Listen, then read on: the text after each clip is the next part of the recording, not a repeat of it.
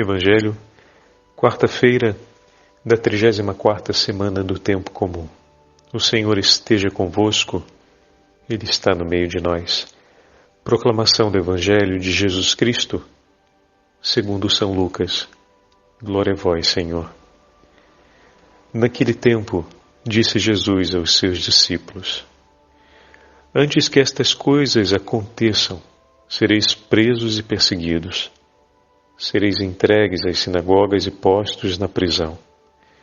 Sereis levados diante de reis e governadores por causa do meu nome. Esta será a ocasião em que testemunhareis a vossa fé. Fazei o firme propósito de não planejar com antecedência a própria defesa, porque eu vos darei palavras tão acertadas que nenhum dos inimigos vos poderá resistir ou rebater. Sereis entregues até mesmo pelos próprios pais, irmãos, parentes e amigos, e eles matarão alguns de vós. Todos vos odiarão por causa do meu nome, mas vós não perdereis um só fio de cabelo da vossa cabeça.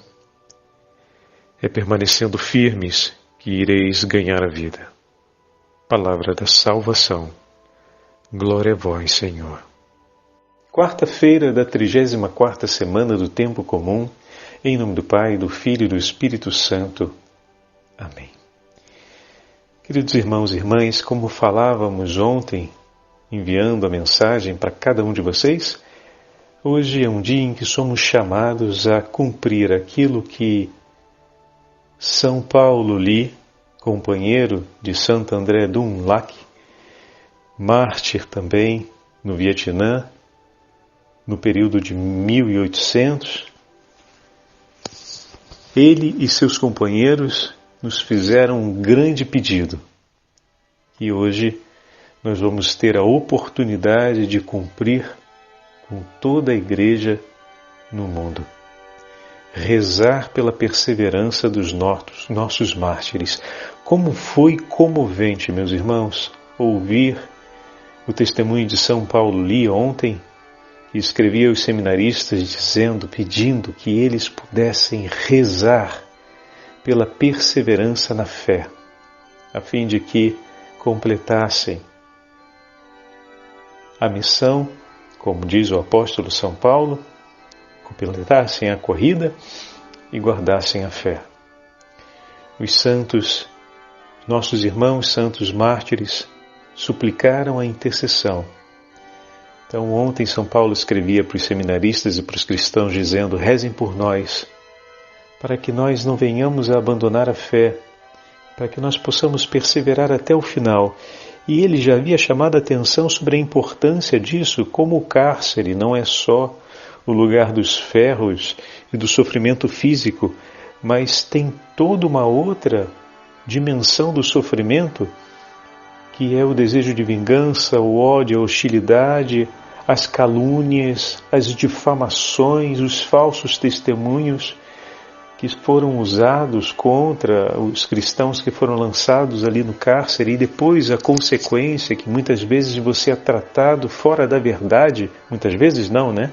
Sempre você é tratado fora da verdade, fora da justiça, e o revanchismo, os palavrões, o desejo de querer fazer vingança e de maldizer o outro acabam sendo as grandes tentações que vêm junto com as dores físicas para tentar arrancar o coração do cristão da aliança com Cristo. Então a experiência do cárcere, ela é nefasta. Por quê? Quando ela é intensa e dolorosa, talvez se consiga uma resistência mais eficaz, porque um vai aguerrido, mas com o passar do tempo, quando o sofrimento se torna mais diluído e o tempo maior, o peso do ponto de vista espiritual, o peso emocional, ele acaba causando um efeito muito mais intenso e passa a ser mais ameaçador através da angústia e da tristeza. na narrativa do seu martírio, o seu tempo de cárcere, melhor dizendo, do cardeal Van Thuan, também vietnamita, 5 pães e 2 peixes, ele apresenta a sua experiência pessoal e isso fica muito marcado como a intensidade do primeiro sofrimento por um coração que já se encontra desejoso por Deus, acaba sendo um desafio, um peso, mas se consegue suportar com certa, não facilidade, mas com certo nível de consciência e disposição. Quando passa esse primeiro momento, a perseverança vai se tornando mais exigente. E o Evangelho de hoje fala exatamente sobre isso. Conclusão, a frase conclusiva do 19º capítulo é: pela perseverança que mantereis vossas vidas. E nós não somos chamados, como vai escrever, deixa eu pegar aqui o nome do santo jesuíta que agora me escapou, como escreve para a gente São Cláudio de la Colombier. O Senhor não nos chama a perseverar na santidade por um ano, por um mês, por um dia, nem por 5, 6 dias, mas por uma inteira vida. O que significa a necessidade de não apenas nos aplicarmos em um compromisso contínuo, mas de termos um amparo e uma segurança que nos garanta essa perseverança. E ele, no seu texto comentando o Evangelho de hoje, nos chama a atenção sobre a intercessão da Virgem Maria e a própria intercessão de Nosso Senhor. Confiarmos o nosso itinerário de santidade nas mãos de Jesus. Dizer: Senhor, quero de fato ser santo, mas se o Senhor me deixa abandonado à minha própria sorte, eu não consigo. Eu não consigo. Eu preciso do seu socorro, Senhor. Eu preciso que o Senhor me assista com as suas graças, que são necessárias para a santidade, mas que o Senhor venha ficar junto de mim para me ajudar a tirar de todos aqueles embaraços que eu mesmo vou construir por conta das minhas imperfeições. E posso acabar não apenas não recolhendo e colocando em prática as graças que o Senhor me deu, mas ainda posso vir a me afastar de tudo aquilo que me permite estar próximo do Senhor.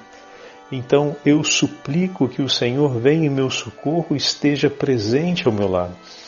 Esse pedido, que é um pedido que deve nos acompanhar no itinerário de santidade, é um pedido que se realiza, ou seja, o amém diante dessa súplica que o Senhor permite que aconteça, passa pela oração que cada um dos homens e mulheres cristãos são chamados a fazer pelos seus irmãos e irmãs que vivem o tempo da provação.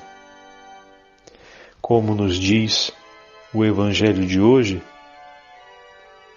esta será a ocasião em que testemunhareis a fé. Depois de narrar que sereis entregues às sinagogas, postos nas prisões, sereis levados diante de reis e governadores, o Senhor coloca isso de modo muito forte. É o tempo em que testemunhareis a fé. E exatamente nesse período, nesse tempo, o socorro e a oração por nossos irmãos e irmãs se faz necessário. Hoje o mundo inteiro cristão vai ser convidado a parar para rezar pela perseverança dos nossos irmãos e irmãs que estão vivendo esse tempo da perseguição. Como o Padre acabou de falar, suplicamos ao Senhor que venha em nosso socorro e nos ajude a perseverar. E esse amém ao pedido se realiza dessa forma. Se realiza pela intercessão que nós hoje vamos fazer por todos os nossos irmãos e irmãs que estão sob explícita e intensa perseguição, espalhados pelo mundo? Quantos dos nossos irmãos e irmãs estão nos cárceres? Tantos outros estão cumprindo penas e talvez vivendo ainda sob regime de restrição em todos os sentidos. Talvez não estejam num cárcere físico, mas tantos outros estão cerceados em suas cidades, não podem ter direito a trabalho, à alimentação, à saúde, como acontece em inúmeros países da Ásia e em algumas áreas do Oriente e do Médio Oriente. É a forma como os cristãos são tratados e são perseguidos. E veja, meus irmãos, como Deus é bondoso e misericordioso, e a beleza da comunhão dos santos. Nossos irmãos, como ouvimos na narrativa de São Paulo ali, suplicaram que rezassem por eles, para que eles conseguissem permanecer firmes na fé. São Paulo ontem, com muita clareza, contou todo aquele sofrimento que acompanha e que vem ao encontro de cada um daqueles que estão no cárcere ou estão passando pela perseguição, que é para além das dores, dos ferros, como ele falava, dos ferros e dos grilhões, que impõem dores sobre o corpo, todos os outros sofrimentos que acontecem até chegar à angústia e à tristeza que tentam levar o cristão a desistir de sua fé e a abandonar a sua aliança com Cristo. Então, nossos irmãos pediram a nossa intercessão, eles suportaram tudo isso e, entregando a vida no martírio, estão agora no reino dos céus ao lado do Senhor. E qual é a primeiríssima coisa que eles fazem de lá? Eles que conheceram as ameaças que atentaram contra o coração deles para abandonar a fé. Eles que conheceram essas ameaças intercedem por nós para que nós possamos permanecer firmes na fé. Eles que agora conhecem os tesouros que estão reservados para aqueles que perseveraram até o fim, intercedem por nós para que eu e você não percamos a graça de participarmos nesse tesouro e que tenhamos coragem de irmos até o fim. Eles intercedem pela minha e pela sua conversão, pois sabem o quanto foi importante essa intercessão para que eles permanecessem firmes no caminho de conversão e não vacilassem na fé. Eles que provaram medos e angústias, incertezas e desconfortos tremendos, sabem o quanto, hoje sabem bem claramente, pois estão na glória do Senhor, o quanto a intercessão dos santos e dos homens e mulheres, seus irmãos, que estavam aqui por eles, foi importante para que eles permanecessem firmes e não desanimassem apesar de tudo. Então hoje no céu eles intercedem para que se multipliquem os intercessores e intercedem por cada um de nós de maneira pessoal e privilegiada. Meus irmãos e minhas irmãs, essa é a beleza da comunhão da igreja, da comunhão dos santos, da comunhão que estamos vivendo em primeira pessoa hoje, com esse convite feito para orarmos e intercedermos durante todo o dia. Então convido você hoje a oferecer o Santo Rosário nessa intenção, a oferecer o Terço da Divina Misericórdia nessa mesma intenção. Quem tiver a possibilidade de fazer um ato penitencial em amor ao Senhor, como oferta de comunhão, por todos os nossos irmãos e irmãs que estão passando o calvário do martírio. O que eu posso fazer, Padre? Pode fazer abster-se de carne hoje? Pode oferecer um pequeno ato de mortificação? Um jejum? Então, são tantas as obras de misericórdia e os atos privados que podem ser oferecidos como participação nos sofrimentos de Cristo e como ato de comunhão com o sofrimento de nossos irmãos e irmãs. E nisso nós estamos nos unindo em um único coração e estamos fazendo aquilo que nós ouvimos o nosso irmão nos pedir. E digo para vocês, cada vez que leio o texto de algum de nossos irmãos e irmãs que estão não só narrando o martírio, mas outro dia, como vimos o texto de Roque Gonzalez, pegamos a vida dos nossos irmãos santos e lemos como eles estavam vivendo, o que eles estavam passando, os desafios que estavam enfrentando e como lidavam com cada uma daquelas situações. Isso, pelo menos para mim, Padre Fábio, é muito edificante. Eu me identifico muito com a situação concreta, com a narrativa da experiência que eles fizeram e como é um misto de alegria e ao mesmo tempo de honra muito grande saber que estamos dentro daquela história. Porque aqueles nossos irmãos viveram, professaram a fé, defenderam a fé no nome do Senhor e participaram da transmissão dessa fé até que ela chegasse a mim e a ti. Então nós continuamos a história do sangue derramado por eles. Nós continuamos como eco da voz do Cordeiro imolado. Nós estamos unidos por essa aliança eterna.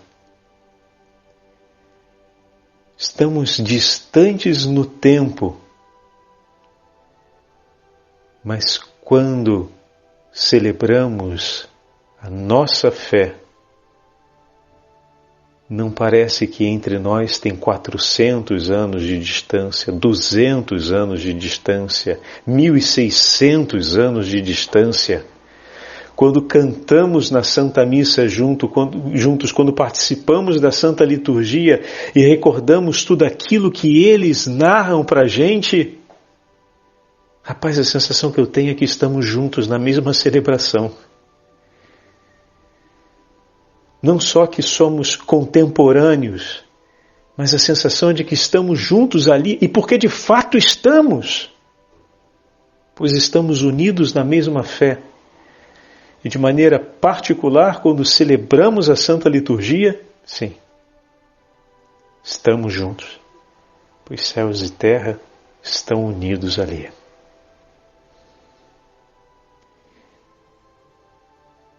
Como reforça o vigor da nossa fé ouvir o testemunho de nossos irmãos e irmãs, e eu tenho certeza que o dia de hoje, enquanto dia de oração pelos nossos irmãos e irmãs, não só vai reforçar o vigor no coração do amor a Deus, mas da comunhão entre nós. O Evangelho de hoje é muito significativo e temos ainda uma santa que hoje nos acompanha como memória facultativa, o que significa que não é uma memória principal, mas é uma memória que é celebrada tanto no Oriente quanto no Ocidente, do mais ou menos do ano 305 de Santa Catarina de Alexandria, Virgem Mártir. Qual a particularidade dessa memória e como, mais uma vez, o Senhor, de uma maneira extraordinária, aproxima e faz da liturgia essa ocasião de encontro entre o texto do Evangelho e o testemunho de vida de Santa Catarina. Veja que maravilha! Santa Catarina, ainda muito jovem, diz a antiga tradição, que gozava de uma exuberante beleza e tinha recebido de Deus também o dom da sabedoria, além de tantos outros atributos como a inteligência e a possibilidade de ter estudado e adquirido conhecimento. De uma forma pitoresca, termina se tornando admirável não só aos olhos dos homens de seu tempo por sua beleza, mas se destaca também diante dos olhos do imperador. E sendo levada até a presença dele, corajosamente se apresenta como cristã e fala a respeito de nosso Senhor Jesus Cristo e da falsidade que seria o culto aos ídolos. Encantado por sua beleza e não querendo perdê-la, o imperador então decide recolher, assim conta a tradição, 50 dos seus melhores filósofos e sábios da região do Egito, então estamos em Alexandria, para que se apresentassem diante dela e refutassem as alegações feitas a respeito de Cristo e da sabedoria desse tal Senhor. Após ser levada a inúmeros questionamentos por esses 50 sábios, sem ter preparado a sua própria defesa ou as suas declarações, mas conduzidas pelo Espírito Santo, e olha aqui o Evangelho de hoje acontecendo, testemunho de a vida de Santa Catarina de Alexandria é o Evangelho de hoje. Eu vos darei eloquência e sabedoria. Versículo 15. As quais nenhum de vossos adversários poderá resistir nem contradizer. Contra a tradição que respondia com tanta serenidade, sabedoria e domínio de si, que encantava pouco a pouco aqueles 50 sábios que a acompanhavam durante os longos dias em que discutiam a respeito de nosso Senhor e da sabedoria do Evangelho. E após o tempo em que estavam em discussão, tendo que chegar a um parecer, a surpresa foi tamanha do imperador quando descobriu que os 50 sábios haviam tomado a decisão de também serem batizados e passarem a ser cristãos.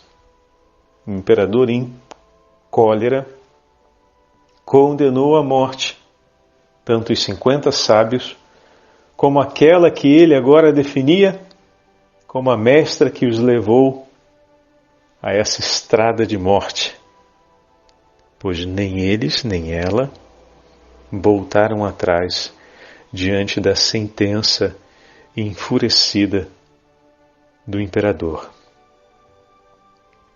Sereis traídos até por vosso pai, mãe, irmãos, parentes, amigos, imperador, e farão morrer pessoas do vosso meio. E sereis odiados de todos por causa de meu nome.